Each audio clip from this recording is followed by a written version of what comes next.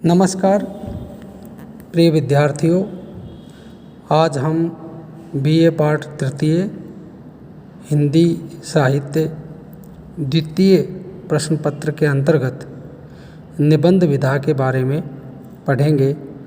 निबंध विधा में भी हम ललित निबंध क्या है, उसकी विषय वस्तु क्या है और हिंदी के प्रमुख ललित निबंधकारों के बारे में आज अध्ययन करेंगे।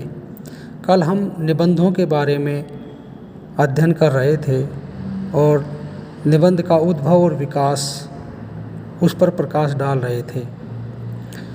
हिंदी निबंध विशुद्ध रूप से आधुनिक काल की एक नई जो साहित्य की विधा है वह है गद्य विधा के अंतर्गत निबंधों का स्थान बहुत महत्वपूर्ण है। निबंध की शुरुआत एक तरह से उसके केंद्र पुरुष के रूप में आचार्य रामचंद्र शुक्ल जी का ये नाम आता है।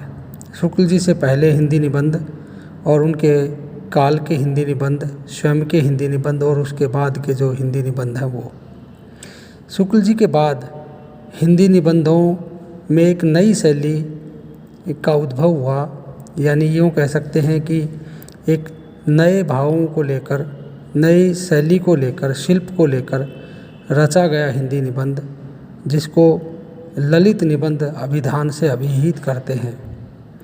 ललित निबंधों के बारे में हम कह सकते हैं कि इन निबंधों में विषय वस्तु एवं विचारों के सुव्यवस्थित प्रतिपादन के स्थान पर निजी चिंतन एवं अनुभूति को स्वच्छंदतापूर्वक ललित शैली में व्यक्त किया गया है।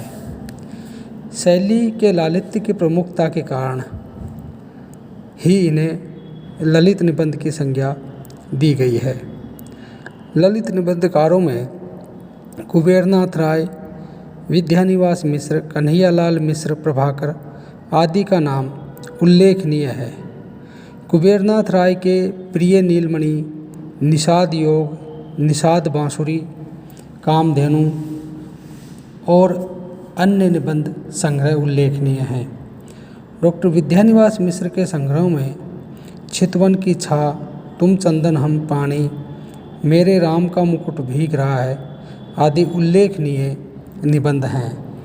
कन्हैयालाल मिश्र प्रभाकर के संग्रह जिंदगी मुस्काई, दीप जले शंख बजे तथा जिंदगी लहलाई आदि उल्लेखनीय ललित निबंध हैं। इसके अतिरिक्त विजेंद्र स्नातक, शिव प्रसाद सिंह, धर्मवीर भारती, डॉक्टर हजारी प्रसाद द्विवेदी आदि के निबंध बहुत ही उल्लेखनीय ललित निबंध हैं।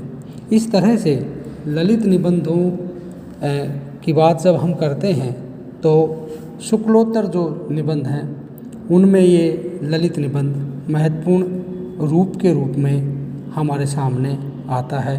तो अभी हम ललित निबंध एवं निबंधकारों का संक्षिप्त परिचय आपको दे रहे थे। धन्यवाद।